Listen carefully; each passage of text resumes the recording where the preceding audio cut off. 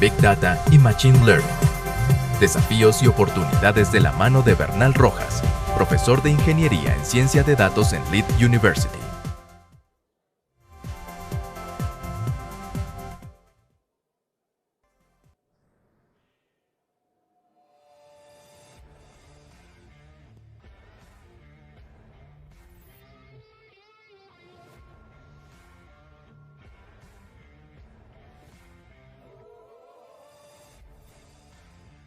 Vamos a imaginar que somos un gerente o somos una gerente de un importante e internacional banco. Y sobre la ola de la inteligencia artificial y transformación digital, hemos querido implementar un sistema de inteligencia artificial. Por ende, buscamos un equipo de inteligencia artificial, particularmente Data Scientists, que nos van a ayudar a poder conformar un sistema de detección de fraude realmente sofisticado, un sistema que utiliza, por ejemplo, la distancia que existe entre el teléfono a la tarjeta, analiza todo el tema de comportamiento geográfico, analiza todo lo que tiene que ver con el comportamiento del consumidor. Es un sistema súper sofisticado, es interesantísimo, todo el mundo está a la expectativa, el lanzamiento va a ser mañana, hacemos como gerentes una publicación, hacemos por todo lado bulla y resulta que al día siguiente tenemos el teléfono así. Y por una razón. Esto es el teléfono lleno de llamadas perdidas, de mensajes avisando que la aplicación se cayó. Nadie en la región puede hacer compras con su tarjeta. Cuando pasan la tarjeta, se cae el sistema. Nadie está pudiendo hacer transacciones. Imagínense lo catastrófico que podría ser eso para un banco. Y eso resulta porque la mayoría de las empresas están cometiendo este error. Y el error es pensar que los datos, tener muchísimos datos, sirve para utilizar y entrenar algoritmos de inteligencia artificial o algoritmos de machine learning. Y esto es un error. ¿Por qué? Porque más allá de tener datos para entrenar algoritmos, el Big Data y la integración con el Machine Learning debe verse desde diferentes puntos. Por ejemplo, la infraestructura. La infraestructura es clave, porque el error acá fue que nadie pensó cuál iba a ser la carga que iba a soportar el algoritmo. Nadie pensó cuál era el poder computacional que requería ese algoritmo. Ese algoritmo estaba tardando un segundo en hacer una predicción para detectar o predecir si esa transacción iba a ser fraudulenta o no. Nadie se puso a pensar eso. Y resulta que el banco tiene de transacción. Entonces se va creando una cola detrás, transacción tras transacción, hasta que el servidor se cae. Y en el momento que el servidor cae, nadie puede hacer pagos con su tarjeta. Y esto es catastrófico. Entonces, el cloud computing que nos va a permitir poder trabajar y desarrollar sobre estas integraciones de manera muy fácil. Me permite solucionar el tema del almacenamiento. El almacenamiento es clave porque almacenar las transacciones, vamos a almacenar todo el historial de comportamiento de las personas, donde vamos a almacenar toda esa información. Y cuando me quede sin espacio en el cloud, se puede escalar automáticamente sin mover un solo dedo. Digamos que los algoritmos que hay internamente en el cloud permiten entender que te quedaste sin espacio y te asigna más recursos para que la aplicación nunca se caiga. Otro tema es el procesamiento. Una computadora promedio puede tener 8 núcleos. Eso quiere decir que puedo hacer más o menos 8 al mismo tiempo. Pero existe hardware especializado que tiene miles de núcleos. Entonces puedo hacer miles de tareas al mismo tiempo en lugar de hacer solo 8, por ejemplo.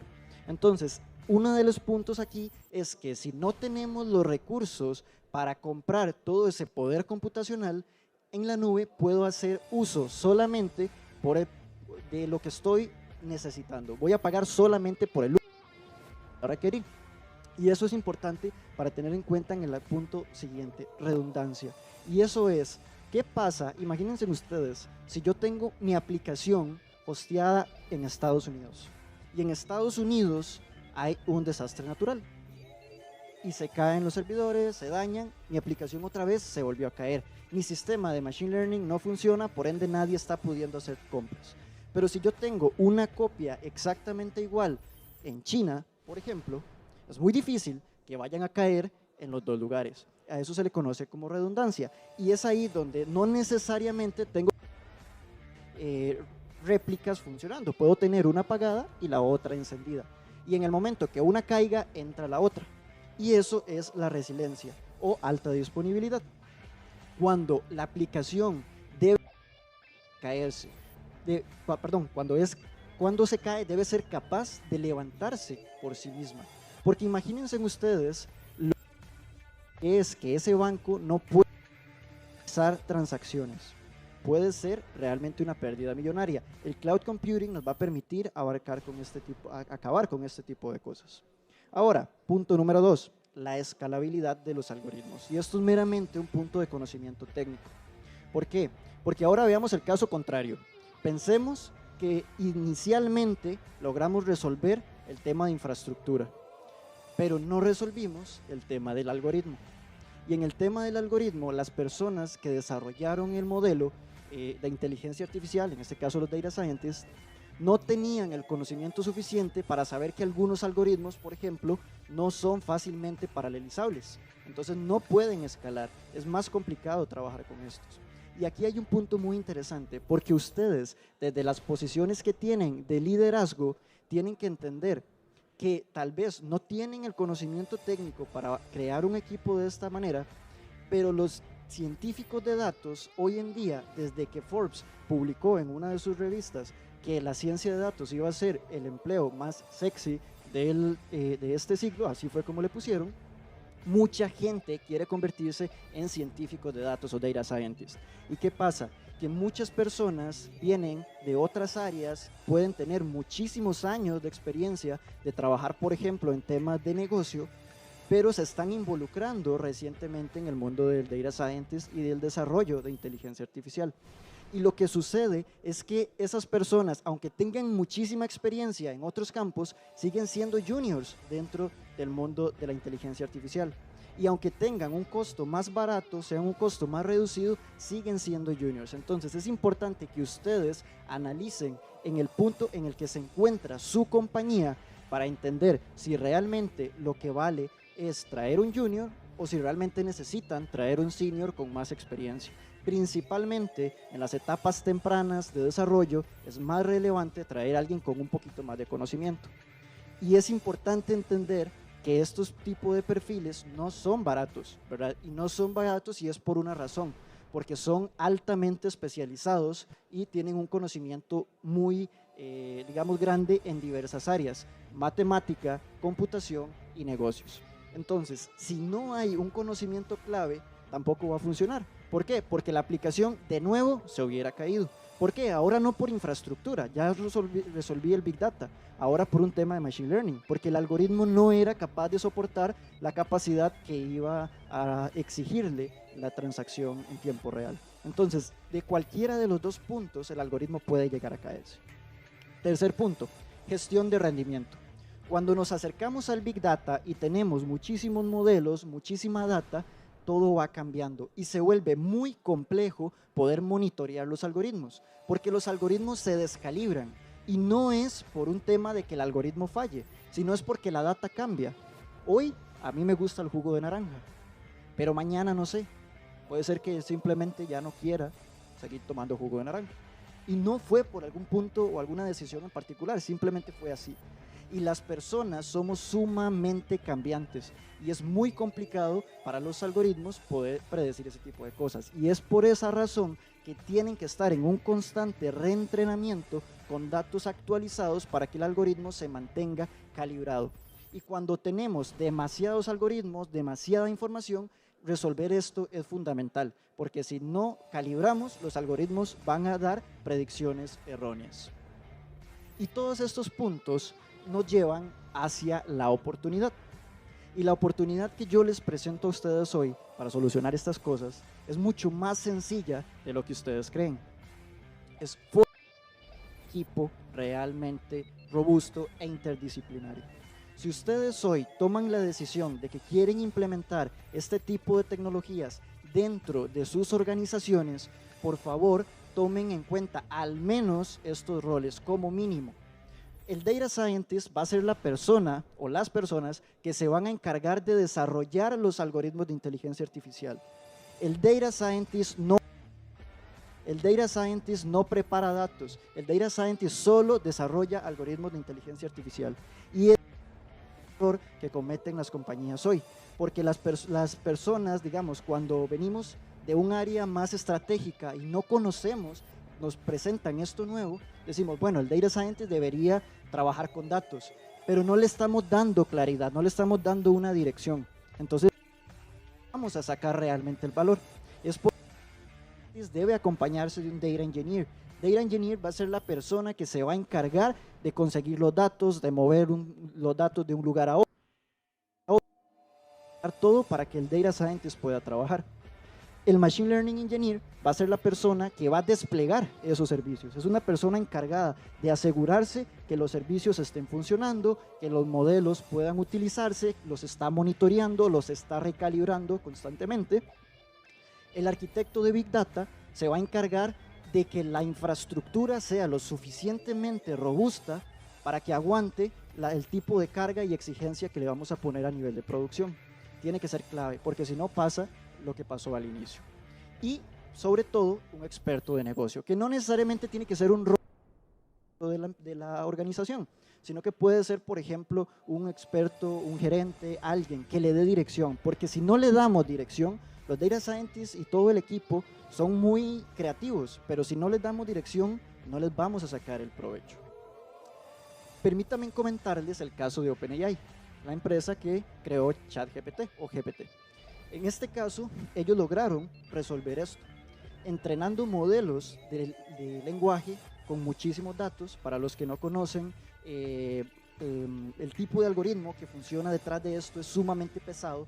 Entonces, utilizaron el poder de Azure, en este caso de Microsoft, para poder entrenar mediante cloud toda esa información y asegurar el poder computacional, almacenamiento y todos los requerimientos y exigencias que tiene a nivel de Big Data.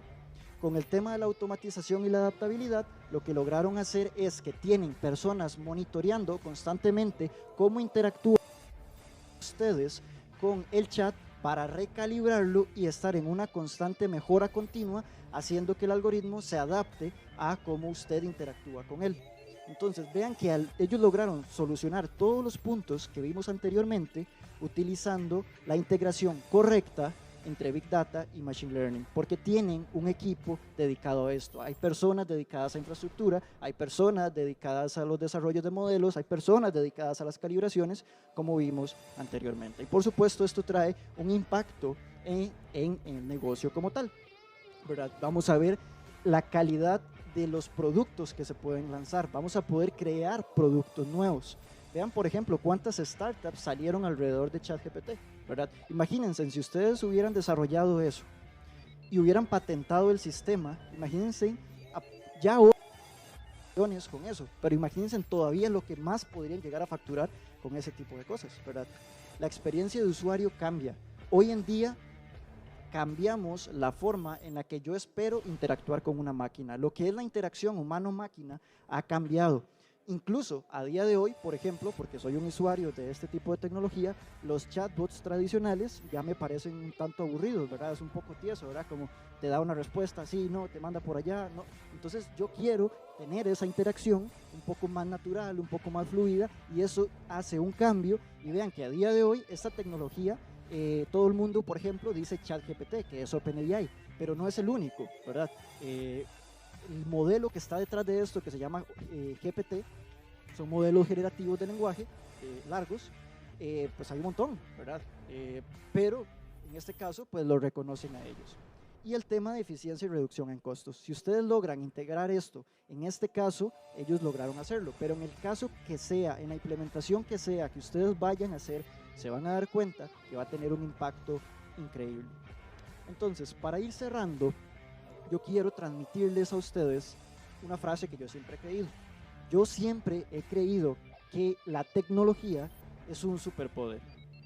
Y yo quiero pasarles a ustedes hoy el superpoder para que ustedes puedan, y desde sus puestos más estratégicos o más técnicos, puedan desarrollar un equipo lo suficientemente robusto y capaz y no cometan el error que están cometiendo la mayoría de las empresas hoy, que pensar que una persona va a resolver todo. Eso no es viable, eso no va a suceder, eso no va a ir a producción, eso se va a caer.